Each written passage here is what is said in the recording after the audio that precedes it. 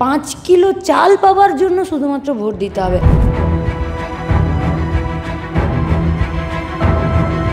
এই নখগুলো টিপলে সাদা ফ্যাকাশে হয়ে যাচ্ছে, হিমোগ্লোবিন টেস্ট করালে 7-এর উপরে উঠছে না, চুলে তেল দেওয়ার জন্য তেল নেই, পায়ে একটা চটি নেই। যে নীতি পরিযায়ী শ্রমিক তৈরি করে, যে নীতি পশ্চিমবঙ্গে কারখানা তৈরি করতে দেয় না, যে নীতি ইলেকটোরাল বন্ডের টাকা নিয়ে ওষুধের দাম বাড়িয়ে দিচ্ছে, দুধের দাম বাড়িয়ে দিচ্ছে, সেই পলিসির বিরুদ্ধে লড়াই।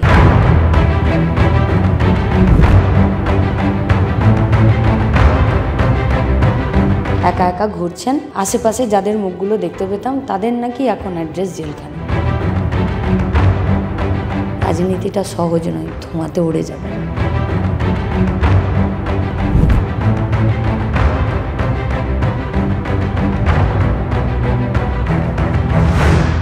লোকসভা নির্বাচনে তিনি প্রার্থী হলেন কি হলেন না তা নিয়ে মাথা ব্যথা ঠিক যতটা, তার থেকে বেশি তিনি প্রচারে ব্যস্ত সর্বত্র।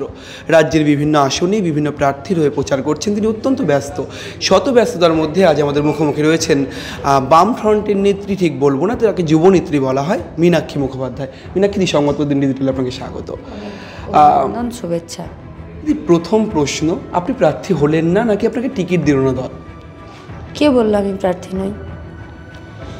বামপন্থী রাজনীতিতে, সিপিআইএম পার্টিতে, ছাত্র যুব রাজনীতিতে আমরা যারা বুথ থেকে রাজ্য কমিটি পর্যন্ত কাজ করছি, আমরা প্রত্যেকে প্রার্থী।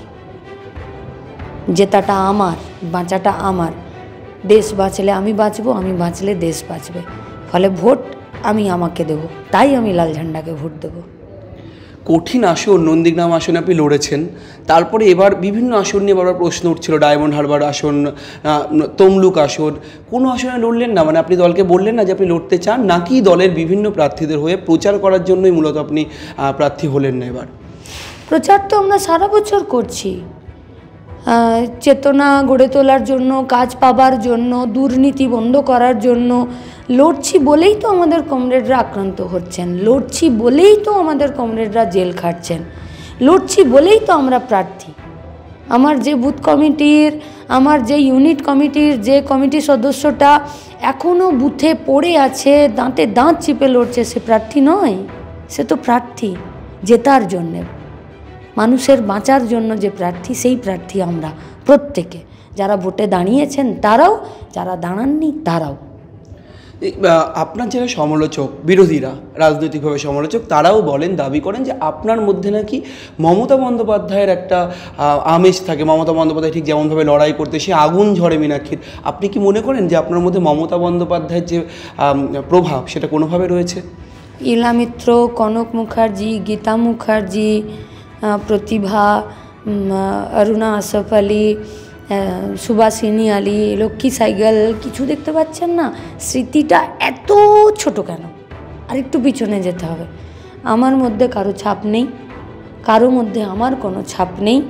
আমার মধ্যে যদি ছাপ আছে সেটা হলো কমিউনিস্ট আদর্শ, বামপন্থী রাজনীতি, যে রাজনীতিতে কাজের জন্য আমরা লড়ছি। এবং আমরা যে ছাপটা রাখতে চাইছি এই প্রজন্মের কাছে, ভবিষ্যৎ প্রজন্মের কাছে, সেই প্রজন্মটা হলো মাথা উঁচু করে বেঁচে থাকার জন্য, নিজের পায়ের নিচে জমিটাকে শক্ত করার জন্য হক কথা সোচ্চারে বলো, লড়ে যাও। জেলায় জেলায় যাচ্ছেন, ছাপোষা একদম এই সাধারণ পোশাক, সাধারণ নেত্রী, জনতার নেত্রী, সে মাটির সঙ্গে মাটিতে দাঁড়িয়ে বারবার করে কাজ করছেন। আপনার মধ্যে সেরকম কোনো ট্যান্ট্রাম নেই, যেটা বলা হয় যে ছোঁয়া কষ্ট, এই জিনিসটাই ব্যালেন্স করেন কি করে? সত্যিই মানে কমিউনিস্ট আদর্শ, নাকি প্রথম থেকে আপনি ভেবেছিলেন যে মীনাক্ষী মুখোপাধ্যায় মানুষের নেত্রী হিসেবেই মানে গড়ে উঠবেন? বিজেপি সংকল্পপত্র না কি সব পেপার পাবলিশ করে বলেছে 80 কোটি লোককে আমি 5 কিলো করে চাল দেবো। তার মানে গোটা ভারতবর্ষের 80 কোটি মানুষের 5 কিলো চাল পাওয়ার জন্য শুধুমাত্র ভোট দিতে হবে। তাহলে সে কি বিলাসবহুল জীবনযাপন করতে পারছে না। আপনি যান গোটা রাজ্যে 10 কোটি মানুষের কাছে, যা জামা কাপড় পরে থাকছে, মাথায় তেল দেবার, চুলে তেল দেওয়ার জন্য তেল নেই, পায়ে একটা চটি নেই, পায়ের নখের কোণগুলো দেখে আসুন। এই নখগুলো টিপলে সাদা ফ্যাকাশে হয়ে যাচ্ছে, হিমোগ্লোবিন টেস্ট করালে 7-এর উপরে উঠছে না। প্রতি সপ্তাহে 2 দিন হসপিটালগুলোতে থ্যালাসেমিয়ার পেশেন্টদের জন্য এত ভিড় বাড়ছে। আপনি মনে করেন যে তারা খুবই অতি সাধারণ এবং তারা নিজেদেরকে মেনটেন করছে? না, এটাই আজকের আমাদের পশ্চিমবঙ্গের, ভারতবর্ষের জায়গা। সেখানে একজন মানুষ হয়ে আসলে তো প্রথমে আমরা প্রত্যেক একজন মানুষ, তারপরে আমরা একজন কর্মী, এবং সেই কর্মীর কোনো রাজনৈতিক আদর্শ আছে কিনা। হ্যাঁ, আমার আছে, আমাদের আছে। আমরা যে রাজনৈতিক আদর্শে আছি, আমরা এই সিস্টেমটাকে বদল করতে চাইছি। সবাই যাতে নিজের যতটা প্রয়োজন সেইটা নিজে রোজগার করার যাতে সৎপথে একটা জায়গা পায়। আইএসএফের সঙ্গে জোট হলো না, রাজনৈতিকভাবে জোট হলো না, ডায়মন্ড হারবারে নওশাদ লড়বেন বলে লড়লেন না, সেটা একটা প্রসঙ্গ। অন্যদিকে অভিজিৎ গঙ্গোপাধ্যায়কে আপনারা ভগবানের আসনে, আপনারা নন, বামপন্থী মনোভাবাপন্ন মানুষজন তাকে অত্যন্ত উচ্চতর একটি আসনে বসিয়েছিলেন, শিক্ষক নিয়োগ দুর্নীতি সহ একাধিক মামলার তার যে মন্তব্যগুলো ছিল তার উপর ভিত্তি করে। সেখানে তো অভিজিৎ গঙ্গোপাধ্যায় বিজেপিতে যোগ দিলেন, বিজেপি প্রার্থী তমলুকে, তার বিরুদ্ধে আপনাদের লড়তে হচ্ছে। খানিক অস্বস্তি হচ্ছে মীনাক্ষী কোথাও গিয়ে, যে যাকে আমরা এতদিন প্রশংসা করলাম তার বিরুদ্ধে লড়াই চলছে? কোন মানুষ কখন ট্র্যাকের বাইরে বেলাইন বিচ্যুত হয়ে যায় বলা খুব মুশকিল। আমাদের লড়াইটা কোনো ব্যক্তির বিরুদ্ধে নয়, আমাদের লড়াইটা নীতির বিরুদ্ধে। যে নীতি মানুষকে প্রতিদিন মৃত্যুর দিকে ঠেলে দিচ্ছে, বেকারির দিকে ঠেলে দিচ্ছে, ভবিষ্যতের নিরাপত্তাহীনতার দিকে ঠেলে দিচ্ছে। প্রতিদিন জিনিসপত্রের দাম বাড়ছে। যে পলিসির দ্বারা 8,000 স্কুল বন্ধ করে 21,000 মদের দোকান খোলা হয়, সেই পলিসির বিরুদ্ধে আমাদের লড়াই। ফলে সেই পলিসির পক্ষে যারাই দাঁড়িয়ে আছেন তিনি কখনো ভগবান হতে পারেন না। যদিও ভগবান এবং শয়তানের যা কনসেপ্ট আছে, সেই কনসেপ্ট অন্ততপক্ষে এখনও পর্যন্ত, এটা আমার অজ্ঞানতা বলতে পারেন বা চর্চার অভাব বলতে পারেন, আমি এখনও বুঝি না। আপনার সতীর্থ সৃজন, আপনার সতীর্থ দীপশিতা, তারা আমাদের সাথে কথা বলেছেন। তারা কেউ ভগবান থেকে শয়তানের আসলে তাকে অলরেডি বসিয়েছেন, কেউ হনুমানও বলেছেন আকার ইঙ্গিতে। আপনি কি অভিজিৎ গঙ্গোপাধ্যায়কে নিয়ে কিছু বলবেন? মানে তাকে আপনার এই মুহূর্তের অভিজিৎ গঙ্গোপাধ্যায়কে ঠিক কী মনে হয়?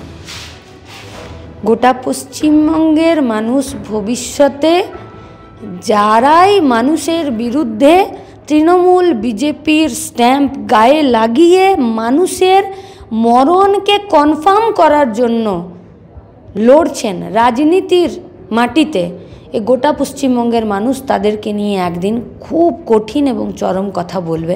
সবাই তৈরি থাকুন। অনেকেই বলছেন যে এই লোকসভা নির্বাচনে আপনি টিকিট না পেতেও পাননি, বা কোনোভাবে দল আপনাকে চায়নি, যে প্রচারের কাজে লাগাচ্ছে। 2026-এর বিধানসভা নির্বাচনে সেলিম, সৃজন বা যারা রয়েছেন বামফ্রন্টের নেতৃত্ব, সবাইকে ছাপিয়ে মীনাক্ষী মুখোপাধ্যায় বামেদের মুখ হতে চলেছেন। কতটা সত্যি, মানে সেরকম আজ কি পাচ্ছেন? আমি আবারও বলবো, আমাদের লড়াইটা নীতির বিরুদ্ধে। যে নীতি জমি লুট করে, যে নীতি পরিযায়ী শ্রমিক তৈরি করে, যে নীতি পশ্চিমবঙ্গে কারখানা তৈরি করতে দেয় না, যে নীতি গোটা ভারতবর্ষের কর্মসংস্থানগুলোকে জলের দ্বারে বেচে দিতে চাইছে, যে নীতি ভারতবর্ষের সংবিধানকে নষ্ট করতে চাইছে, যে নীতি ইলেকটোরাল বন্ডের টাকা নিয়ে ওষুধের দাম বাড়িয়ে দিচ্ছে, দুধের দাম বাড়িয়ে দিচ্ছে, সেই পলিসির বিরুদ্ধে লড়াই। এই লড়াই আমি, আমার সতীর্থরা বিগত দিনেও ছিল, আজও আছে, আগামী দিনেও থাকবে। আমাদের আদর্শ আমাদেরকে এই জায়গায় অটুট থাকতে কাজ শেখায়। নেত্রী মীনাক্ষীর চোখে রচনা বন্দ্যোপাধ্যায়, লকেট চট্টোপাধ্যায়, সায়ন্তিকা বন্দ্যোপাধ্যায়, তারকার ছড়াছড়ি, দেব তারকাদের আপনার চোখে আপনি কিভাবে দেখেন তাদেরকে? রাজনীতিকরণ করছেন। কেমন? আমাকে দেখতে পাবে বলে আমাকে ভোট দাও, এটা রাজনীতি নয়। এটা পার্লামেন্টে কারখানা তৈরি করার আইন নয়। এটা পার্লামেন্টে দুদিনে 15টা বিল পাস করে দেওয়া নয়। এটা পার্লামেন্টে 6 মিনিটে 18টা বিল পাস করে দেওয়া। পার্লামেন্টে 146 জন এমপিকে সাসপেন্ড করে দিয়ে সিআরপিসি আইপিসিগুলোকে চেঞ্জ করে দেওয়া। এটা পার্লামেন্ট বসছে না, যা বসার কথা তার থেকে অনেক কম পার্লামেন্টের অধিবেশন হলো। প্রথমবার ভারতবর্ষের পার্লামেন্টে কোনো ডেপুটি স্পিকার নেই। রাজনীতিটা সহজ নয়, ধোঁয়াতে উড়ে যাবে না। মমতা বন্দ্যোপাধ্যায়, অভিষেক বন্দ্যোপাধ্যায় থেকে শুরু করে দিলীপ ঘোষ, ব্যক্তিগত আক্রমণ দিনের পর দিন বাড়ছে, নিরন্তর বাড়ছে। এই ব্যক্তিগত আক্রমণের ক্ষেত্রে আপনি খুব কম, মানে আপনি রাজনৈতিক লড়াইয়ের ক্ষেত্রে ব্যক্তিগত আক্রমণের দিকে কম হাঁটেন বলে অনেকেই বলেন, আপনার সমালোচকরা বলেন।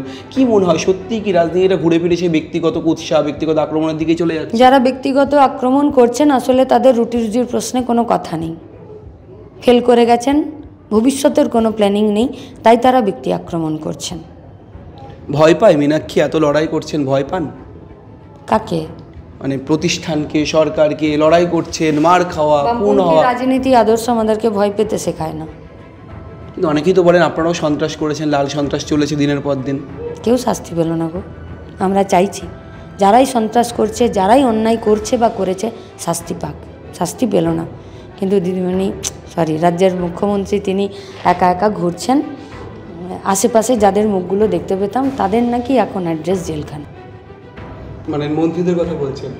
হ্যাঁ, যারা মন্ত্রী ছিলেন, যারা চেয়ারপারসন ছিলেন চাকরি দেবার জন্য স্কুলের, যারা এতদিন ভোটের প্রচারে রাজ্যের মুখ্যমন্ত্রীর সাথে যেতেন, এখন উনি একাই যাচ্ছেন, ওনারা কেউ যেতে পারছেন না, সবাই জেলে রয়েছেন।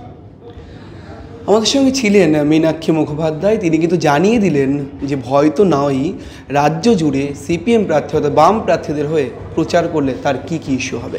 ক্যামেরায় শুভজিৎ মুখোপাধ্যায়ের সঙ্গে রমেন দাস, সংবাদ প্রতিদিন .in।